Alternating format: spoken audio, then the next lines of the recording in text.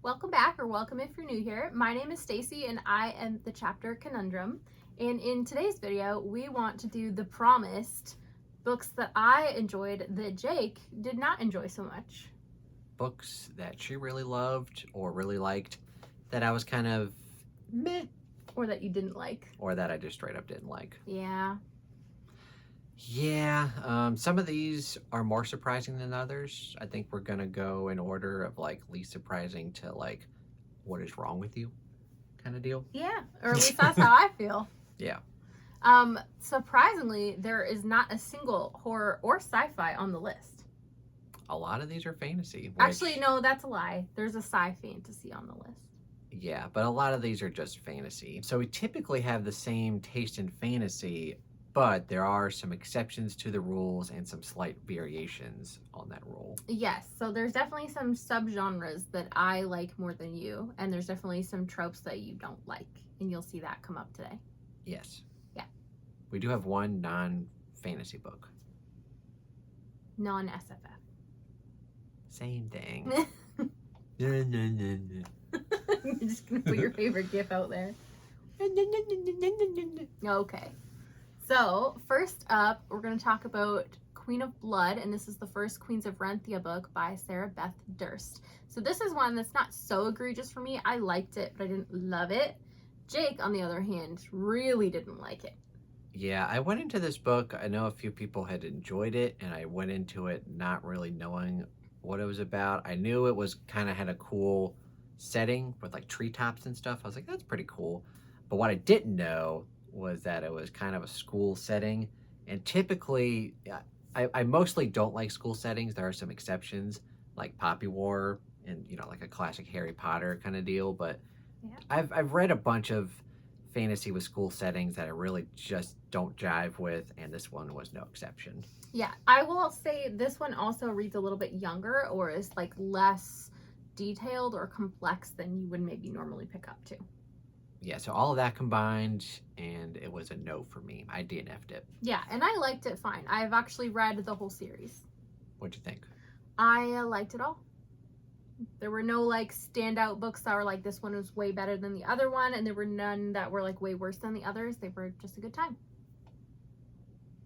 I really like the animal companion that shows up. I don't even think I got that far. No, I can't even remember when he comes into play. He might even not come in until book 2. I can't remember. But if you know, you know. So the next book we're going to talk about is a favorite for me that you DNF'd. But it's higher up on this list as not so egregious because I didn't expect you to love it.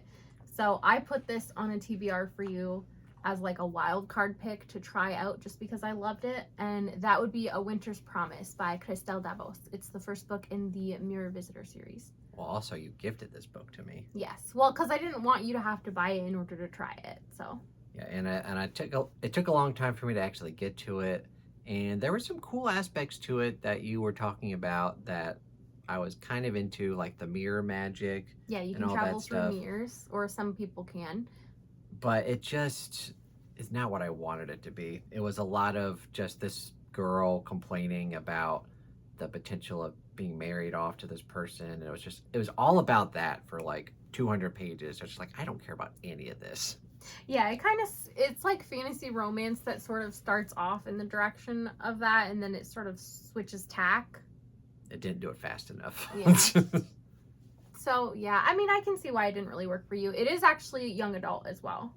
But the other cool thing about the magic that he's referring to is that the main character has the ability to read an object's memory. So if she touches an object, she can actually like have the object basically tell her what it remembers, which is really cool. There was like one little snippet of that at a dinner scene that was kind of cool, but it was not touched on after that. And I was just like, I want more of this and I want more of that, but all I was getting was this girl complaining. So you do eventually get a lot more of that, and I think it's really interesting that she has this ability because the book is told in first person, and so when she reads another character's object, it's really a way of letting us into what that character's thinking or feeling in key points, which is really helpful. So the next book on here is definitely one that I am not surprised that you did not like. But it's Before They're Hanged by Joe Abercrombie, the second book in the First Law universe. And I really liked this. I gave it 4.5 stars. So why did you not like Before They're Hanged? Why did you DNF it? So I read the first book and I liked it for the most part, maybe like 3.5 or 4 stars. Very slow, very little plot. The characters, I heard was a strong point, but I They kind of are a strong point. I kind of really only liked Glocta, and he was kind of a one. I don't even know how to describe him. He just there's like one thing he focuses on. Yeah, and the other characters I really just didn't care for. So for me, my favorite character is actually Logan, which is a bit of a hot take because most people's is Glocta. I still really liked Glocta, but Logan is my favorite. And then, that was book 1. It was okay. Book 2, I heard from several people like, oh, this is where it gets really good. There's actually a plot. And I got halfway through this book. Nothing was happening. I was like, this is awful. This is just stupid. We're wandering through the forest. I don't know. I thought it was really dumb. I couldn't take it. I DNF'd it. Oh, babe. No, you're missing out.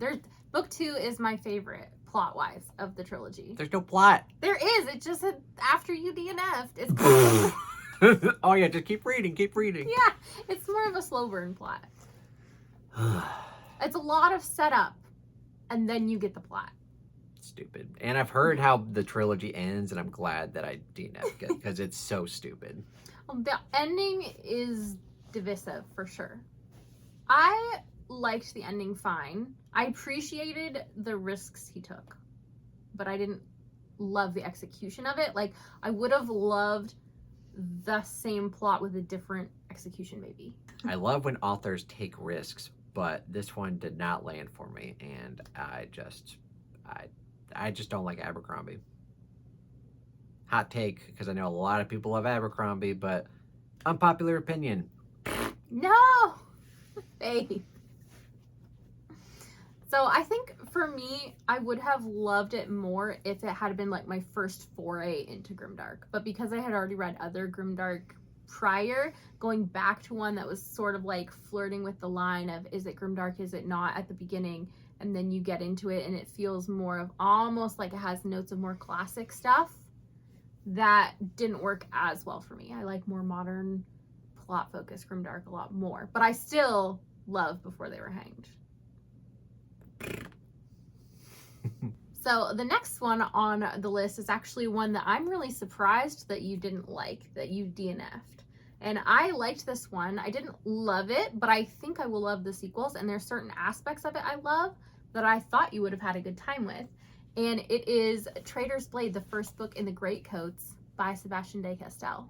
So why did you not get along with this? I will say right off the back, I could potentially try this book again. Okay. It could have been a mood thing, but initially I didn't love the very stark contrast between the tones of the present day and the past chapters. Yeah, I can see one that. Of them felt more kind of like humorous and upbeat, and another one just kind of felt like very doom and gloom. So like you'd read one chapter, it was in this specific tone, and then you'd read the next chapter and it was completely different, and it kept doing that. I'm like, this just feels weird.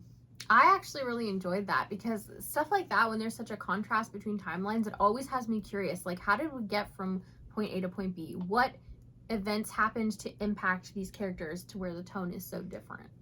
I could see myself revisiting this because I know a lot of people love it. But at right now, and definitely at the time, but still right now, I'm not that interested. The banter is top notch. I've got plenty of fantasy books with great banter.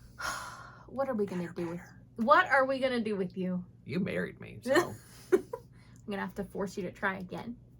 Yeah, later. So the next one on the list is our only non-SFF book. It's a literary fiction? Yeah. And it is Beartown by Frederick Bachman. So I didn't hate this book, but going into it, I already knew kind of what the main thing was, and I was kind of just waiting for it to happen, and it didn't happen until like 250 pages in, and the whole time I was just very bored with all of the hockey stuff happening, and just the small town. I'm like, nothing's really happening, and I'm like, I already know what's gonna happen, so it's kind of leading up to that. My favorite part of the book is the prologue, where we kind of jump. I mean, I don't know if this is a spoiler or not, but you kind of jump to the end of the book. And that part was pretty cool. Yeah. But after that, I was just very bored. It has a banger of an opening line for sure. Yeah, the opening line is great, and then after that, it was downhill. No. How can you say the hockey stuff is boring? I know that's blasphemous coming. You know, that's. I know you love hockey. Babe. Canadian. What are you gonna do with me? Make you watch hockey until you like it. That's what I'm gonna do. Well, I made you watch football, and you ended up somewhat liking it. Yeah, exactly. So now we have to do hockey this year. Oh boy. But it wasn't a bad book. I think I would have liked it more if I didn't know already what was going on. Famous booktuber Murphy Napier spoiled it for me because I was watching her videos and she was like, so like it's about this, and I was like, oh, that's not what I thought. And then I went into it knowing that, and it completely changed my experience of it. I think with this particular situation, it's very much up for debate whether that should be considered a spoiler or not, because it's more in the area of content warning or trigger warning, and a lot of people believe that shouldn't be a spoiler. But it does affect the way you read it if you know that up front. So it's kind of... For me, you should give the option. Like, if you want to know, you can do it. But for me, I hate when anyone spoils anything about a book. So that, I feel like if you're someone who's going to get triggered by that, you should research it. But for me, you know, like, I don't want to know anything. Yeah. That's another discussion. Yeah, that's a whole other thing. So it wasn't a bad book, but I didn't have a great time with it. I, on the other hand, had a great time with it, even though it was a little bit more slow-paced than I typically would love. You also didn't love the sequel, right? Yeah, that's true. I read Us Against You, and I still liked it, but it didn't have the same feeling as Beartown. And you're not going to read book 3. Well, it's like 700 pages long. So if my complaint about book 2 was the pacing, then why would I pick up one that's like 200 pages longer? Fair. Also, I'm pretty sure because each one of the books follows a different POV, I think, or at least the first 2 do. And I think I looked up who like the POV characters in book 3 were, and I was like, okay, I'm not as interested in following their story. Or I looked up like what happens in the town, and I was just like, it'd probably be fine, but like I have no interest in prioritizing it. So I definitely have an unpopular opinion. A lot of these I have unpopular opinions, but I just, not a favorite of mine. Babe. So the next one we have to talk about, Fina, you may want to cover your ears. It is First Rider's Call by Kristen Britton, the second book in the Green Rider series. And I gave this a 5-star. And I DNF'd it. There's a funny story behind this. So funnily enough, I liked book 1 more than you. Yeah. I really enjoyed book 1, and I was excited to continue the series. But for whatever reason, book 2, I just wasn't getting invested in like I was with book 1. And then on top of that, I had a copy that I was reading along with, and I was just like, I'm not really feeling this book. And then all of a sudden, in the middle of the night, I wake up and my cat is getting sick and threw up all over the book. So I'm just like, you know what? That's a call sign of like, I need to DNF the series. No. Book 3 is great as well, I will say. So far your favorites are book 2 and 3. Yeah. Definitely. Maybe one day you could convince me to try it again, but when I was reading it at the time, I was not invested at all. Do you think that's maybe partly because I was reading this to you? Like, do you think that has anything to do with it? Like, maybe you were more interested in hearing my voice than you were the story? Or, like, maybe because I'm not a narrator, not like... You've read other books to me that I've enjoyed. Okay. So I don't think that had anything to do with it. Okay. It's just a thought. Did you do Green Rider on audio when you did it? Because, like, I know with me, if I switch from one narrator to another, it changes the experience. I did do it on audio. So I wonder, then, because the experience changes when someone, like, emphasizes different tones for the characters. So. Maybe. I don't know. Maybe one day, maybe Josephina can convince me. Yeah. Maybe. And the next one we're going to talk about, I'm actually kind of surprised you DNF'd this. Like, I thought you would have liked it enough to finish it, because there's a lot of political intrigue, even if you didn't like the one POV. And this is City of Brass, the first book in the Daevabad trilogy by S.A. Chakraborty. So you're going to have to refresh me. There's multiple POVs? There's two main POVs. So you have Nari, who is sort of a con artist, and she pretends she's healing someone, but she has sort of a deal with like an apothecary owner where she sends a sick person there and she kind of gets a cut of what they end up with. But one day when she's performing a ritual, she accidentally summons a djinn, and the djinn is escorting her to the City of Brass. And then in the other POV, you're following a prince in the City of Brass and like what he's up to. Okay, I don't remember the prince at all. Well, see, that's the POV that I thought you'd be drawn to, because there's a lot of political intrigue. Like, he's basically, his POV starts off with him doing something he shouldn't be doing.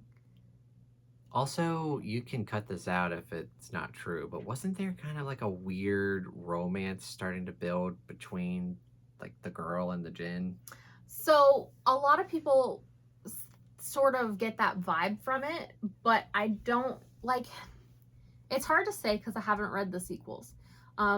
It could be going that direction, but it might not be. I don't know.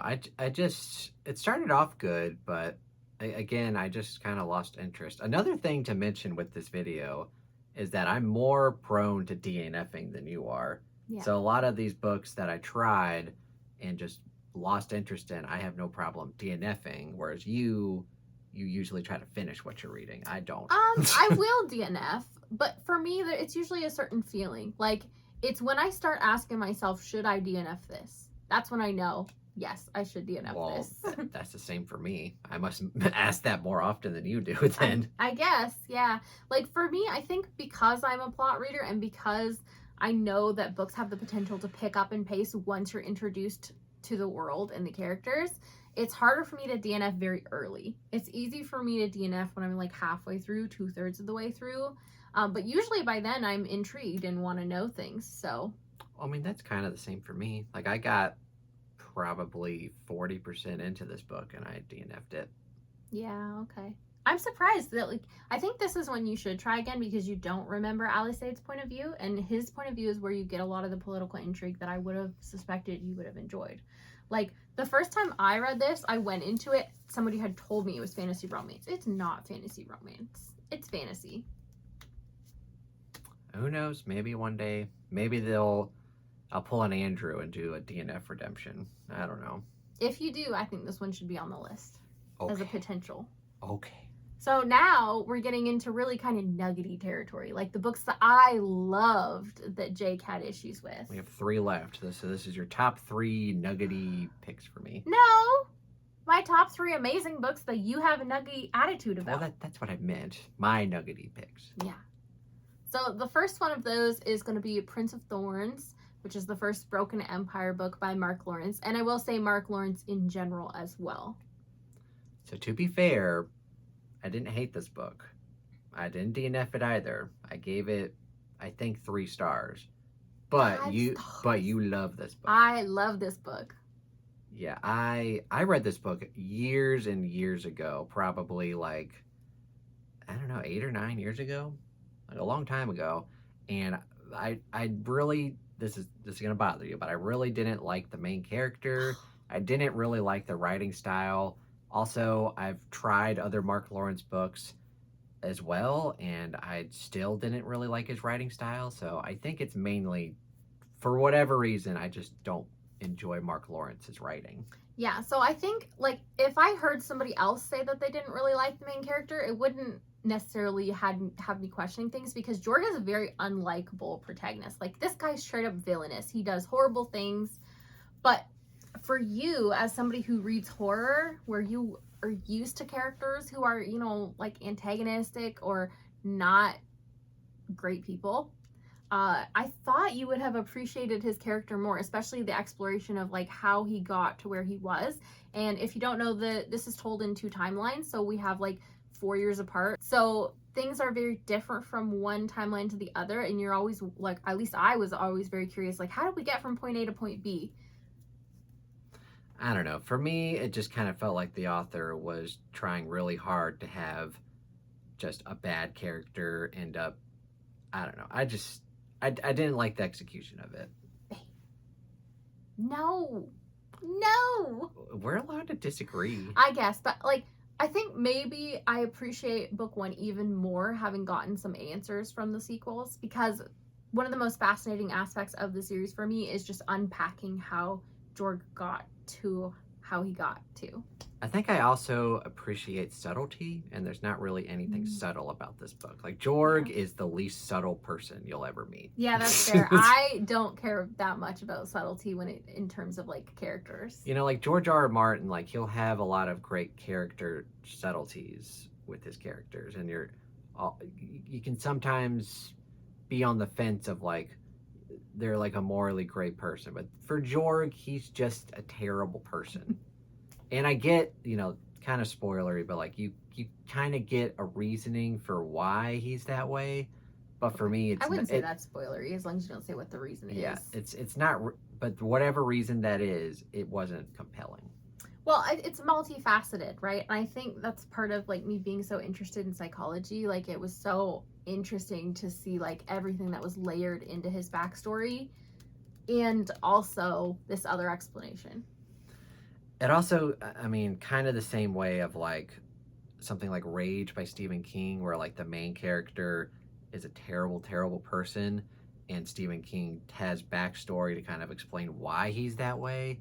I guess I'm just not really interested in that. Yeah, see, I love a nuanced villain arc. I don't know. He also in Rage, I don't want to get into that. Never mind. That's a controversial book. Okay. But overall, it's not even just Prince of Thorns. I just have tried Mark Lawrence, and I'm not a fan. So I'm not going to be reading anything else by him. Nuggety. Well, that's the point of this video. I know, but he's so good. I think, too, to be fair, I am just more prone to really enjoying darker fantasy than you are. So, like, anything grimdark, me. Yeah, I know. Yeah. All right, so next up, I am going to talk about a polarizing book that I love, but I'm not necessarily surprised that you don't love it. It's more a case of, like, I understand your complaints, but also it's so good.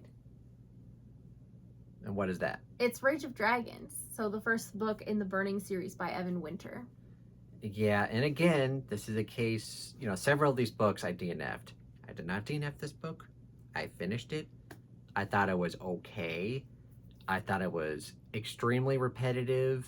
I really didn't enjoy the main character. What's his name? Tao.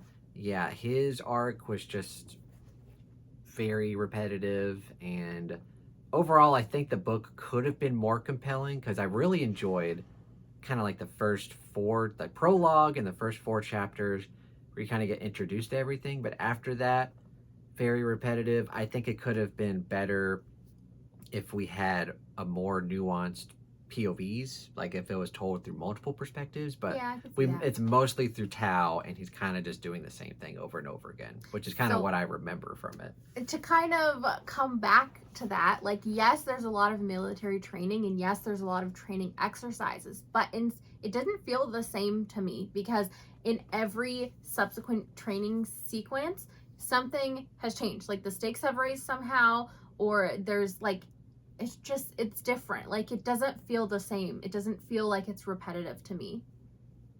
I guess it did for me. Yeah. I like when, especially with fantasy, I want different things to be happening. Like, you know, I mean, obviously A Song of Ice and Fire is my favorite, and you've got characters that are, you know, at the wall doing stuff, or you got characters wandering around in the woods, or you got characters in a castle. Like, you got different people doing different things. But for this one, like I said, he was just kind of training the whole time. Yeah, that's fair. And he's a very one-note character. Like, he's very focused on revenge. Again, not very subtle. Yeah, but see, like, I like it when somebody's, like, in touch with their reactions and emotions, and I don't care if they're one note or not. I just want them to feel things. Yeah, and also I have no plans on continuing the series. You liked the None of you. sequel, right? I liked the sequel too, yes. I don't know anything about the sequel. I am really hyped for book 3 because I think it's going to delve into the lore of things that were touched on in book 1 and 2. It's called The Lord of Demons.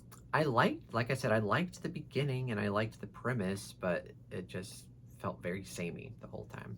I will also say I love Evan Winter's action scene writing. He's one of the best action writers in fantasy for me. Like the way he chooses to describe things, it doesn't feel like it's overly descriptive. He doesn't take away from the pulse pounding moments or the attention and emotion in the scenes by describing like the technical stuff necessarily, but you can still get a really good sense of what's going on while this battle's taking place. And he does it well with one-on-one fighting and when it's a group on a group. Well, I'm glad you love it, but I did not.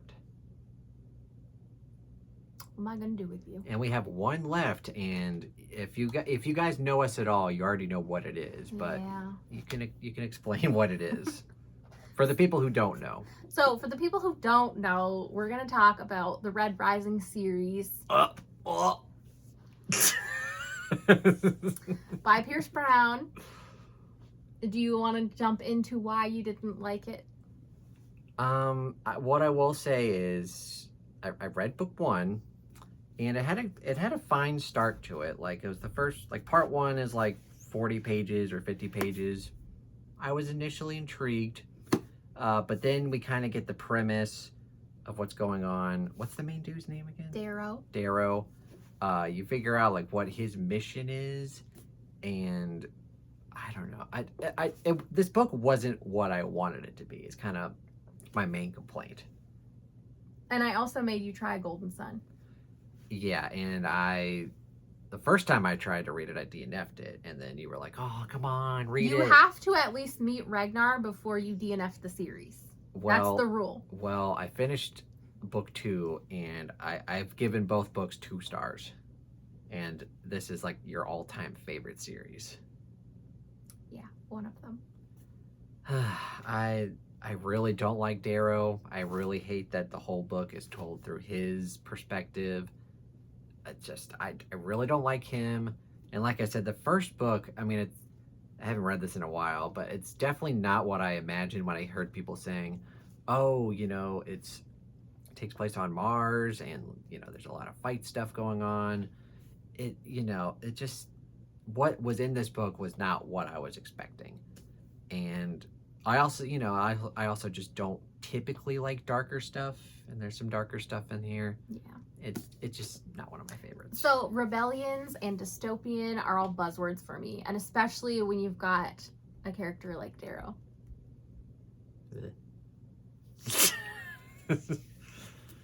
What did you think of Severo and Ragnar? Because those are like some of the most beloved characters of the series. Severo was probably the only character I liked. Ragnar, I'll be honest, I don't remember. You don't even oh my guys, if you are a fellow Howler, no, how do you not remember Ragnar? I tend to remember books that I enjoyed, I'll say that much. No. And the other problem with this is that she's always like, everybody loves Red Rising, which is pretty much true. I'm a complete outsider here. So many people love this series, and I'm over here just, in the corner be like, I don't like Red Rising. No, you're not the only one, but there are a lot of us Red Rising fans. Yeah. Because it's great. I mean, the main reason is just Darrow. I don't like Darrow. The whole books, or at least the trilogy, from what I know, is told through his perspective. Yeah. And I'm definitely a character reader. All the other characters I didn't care for at all, and I really got to get invested in the characters. And for me, it just didn't happen. Yeah, so like I don't think that this is going to be one that works for you necessarily. Like Iron Gold onwards is multi-perspective, but it's also darker. So like the multi-POV thing would probably work for you, but the the more grimdark aspects of the series Also, wouldn't be your thing. Also, the dialogue. I remember the dialogue I liked being, it. being very bad. No, I like the dialogue. Especially Darrow. When he's giving speeches, I'm rolling my eyes the whole time. I'm like, No. this is so cheesy. This is so dumb. I can't with Darrow. I think it's representative of his character, like of where he grew up and his experiences. I think it's very fitting for him. That doesn't mean I have to like it. I know it's very frustrating because, you know, and the other thing, you know, that's kind of nuggety about this, like, this is your all-time favorite series. You like some of my all-time favorite series. Yeah. Song of Ice and Fire, John Cleaver, you know. And I will say it's also interesting in that most of the time when we have mutual favorites, if I like it, you're gonna like it. If you like it, it's iffy whether I'm gonna like it or not. Would you say that's fair? Say that again? So if we have mutual favorites, if I'm the one who reads it first and I love it and I tell you to read it, most of the time you love it. Yeah, okay. And then if you have a favorite that you tell me to read, it's iffy whether I'm gonna like it or not. That's fair. Yeah. So like this one hurts extra because like it's also, like, I always feel like if people really like Poppy War, they're prone to really enjoy Red Rising. I love Poppy War. And he hates Red Rising. So, like, no. Well, at least I'm not like Nico, who hates both of them. Yeah, that's fair. But no, I would understand if you didn't like Poppy War because it's got a school setting and it gets very dark in tone. So, like, I just didn't understand. Like, why do you love Poppy War? You know what the difference is? What? I hate Darrow and I love Ren. Which people are probably like, what the hell? Feel free to yell at him in the comments about why he's wrong. Do it. I ain't scared. Ren, I think, is leagues more compelling than Darrow. No. Leagues more. No. No. Ren is a lot less likable than Darrow. That's fine. Characters don't have to be likable. I mean, I read a ton of horror books, Stephen King books. There's a lot of unlikable people, but they're interesting. Darrow for me was not interesting. No, I didn't like him. Do you think the school setting in this had anything to do with why you disconnected from it Oh, yeah. That's another reason. Yeah. I forgot about that. There's a whole school setting. Yeah. All of that I didn't like. And book 2 kind of opens with school setting-ish stuff too. Well, by the time I got to book 2, I just didn't care. Like I said, the character, I mean, Severo was kind of the only... kind of the only saving grace. Like, if he's in the scene, it's fine. It's just fine. It's not great. It's fine. Mm-mm. Guys, if you haven't met Severo, you need to meet Severo. And Ragnar, too. But yeah, those are all the books that I really either thought were fine that Stacy loved, or just books that I really didn't like that Stacy loved. Or that I really liked. There's a few on there that I liked it, but I didn't love it. But this is one that I loved. Well, okay, the first time I read book 1, I didn't love it. But when I reread book 1, I loved it. And Golden Sun is still my favorite of the series.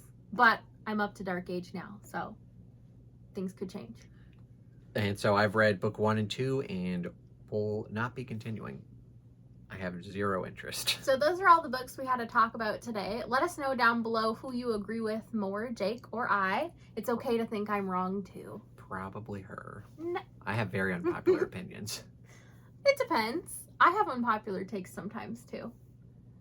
And like I said, with certain books on this list, I can definitely understand why people would have issues with them and not like them. So things like Prince of Thorns or Rage of Dragons, like, I totally get when people don't enjoy those books, even though I love them.